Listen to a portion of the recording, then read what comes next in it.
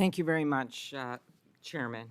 Appreciate that we are hearing from our colleagues at this important moment for this important vote. So I start with this. As you know, this year, thousands of ICE and Border Patrol agents descended on Minnesota. Two of my constituents, Renee Good and Alex Preddy, were killed. They should be alive today.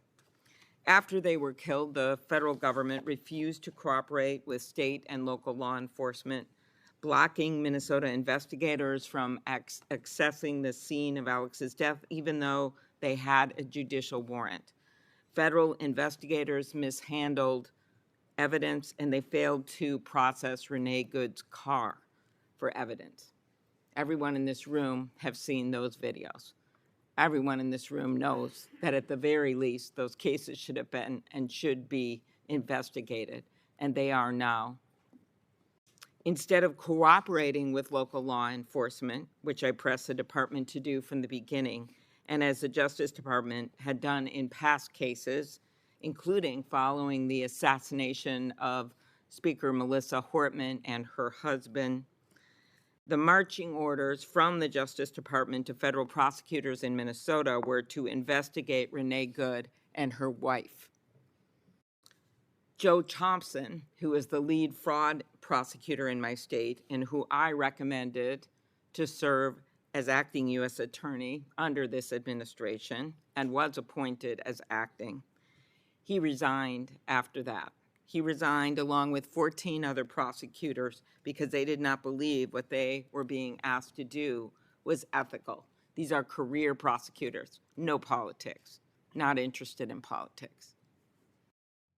And then, more than 6 months after Renee and Alex's death, when I asked Acting Attorney General Blanche if the department would finally fully cooperate with state law enforcement in these investigations, he said it depends on what full cooperation means.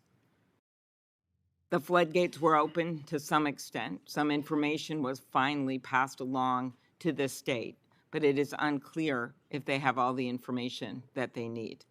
Minnesotans deserve transparency and accountability, and not just for the killings.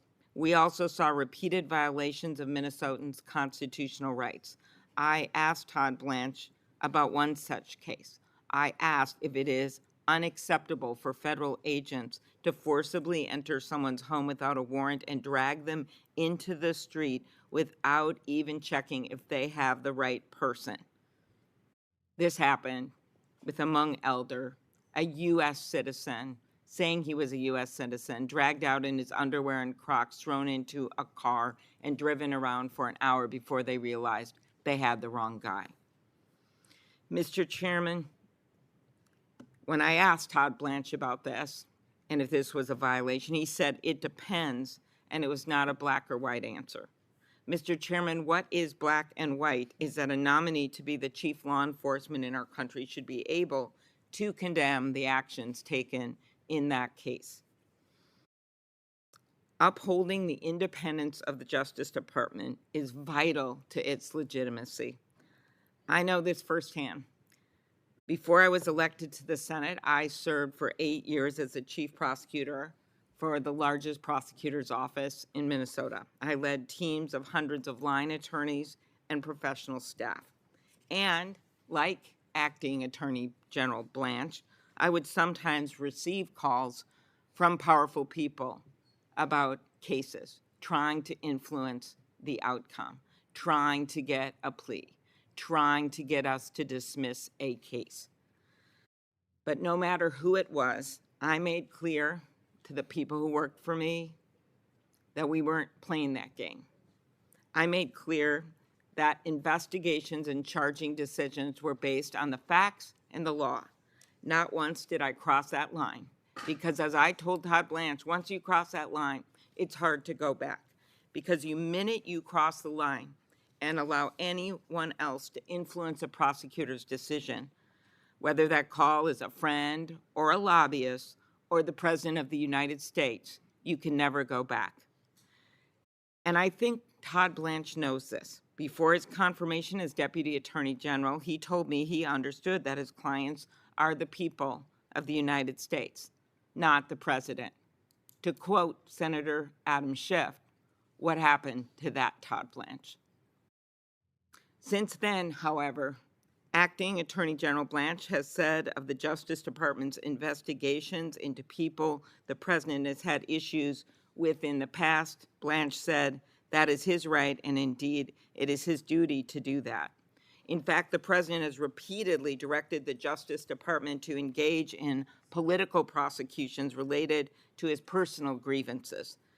FBI Director Comey, former Cyber Office Director Chris Krebs, Jerome Powell, the former chair of the Federal Reserve, the New York Attorney General, civil rights organizations, journalists, and yes, even sitting U.S. senators.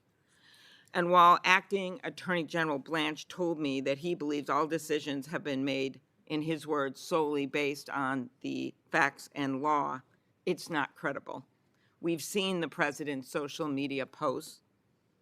We've heard from career prosecutors. We've seen the judges appointed by presidents of both parties throwing out meritless cases and subpoenas. Mr. Chairman, if the president can direct prosecutors to go after people like Jim Comey and Jerome Powell, he can go after any American. That is not equal justice under the law.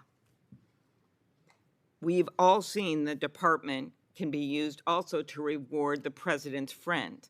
Under Acting Attorney General Blanche, the department moved to vacate convictions of leaders of the Oath Keepers and Proud Boys who participated in January 6th. And a matter of less public note, but incredibly important to our economy, is antitrust. It is devastating to our economy if the Justice Department stands back and lets the big get bigger and the small get crushed. And that is exactly what's happening right now.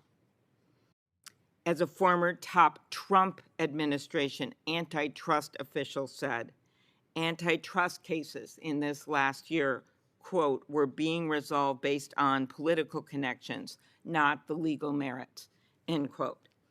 As just one example, after ousting Gail Slater, the former and well-respected head of the Antitrust Division, who 20 of the 22 senators on this committee voted for, the department abandoned the case against Live Nation after the president met with the company's CEO and discussed the litigation, and we know how that story ended with the state's attorney generals, Democrat and Republican, continuing that cases and winning in a big way, and now we await the remedies, not from the Justice Department's sellout settlement, but from the attorney generals of this country.